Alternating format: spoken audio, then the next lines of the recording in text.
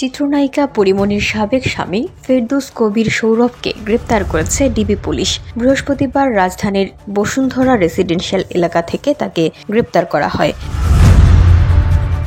জানা গেছে, গ্রেপ্তারকৃত আসামি সৌরভ যশোরের কেশবপুর পৌরসভার আওয়ামী লীগ নেতা মেয়র রফিকুল ইসলামের সহচর। তিনি সাবেক এমপি শাহীন চাকলাদার গ্রুপের লোক ছিলেন। সৌরভের সঙ্গে ২০১২ সালের ২৮ এপ্রিল বিয়ে হয় পরীমনির। দেনমোহর ছিল ১ লাখ টাকা। কিন্তু বিয়ের ২ বছর পর থেকে পরীমনির সঙ্গে দূরত্ব সৃষ্টি হয় সৌরভের। সৌরভ কেশবপুর পৌরসভার সাবেক নারী কাউন্সিলর শাহানা কবির ফাতেমার ছেলে।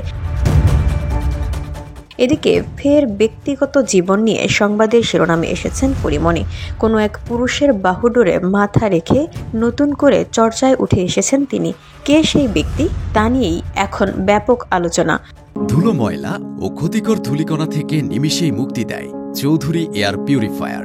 এর শক্তিশালী সাকশন ঘরের কোনায় কোনায় লুকিয়ে থাকা সকল ধুলা টেনে ফিল্টার করে এবং বের করে আনে নির্মল ও স্বাস্থ্যকর হাওয়া।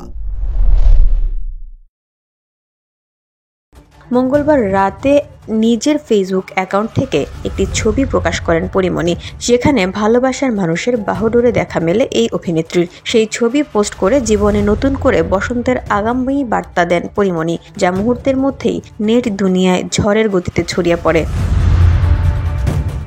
VOD Bangla news desk.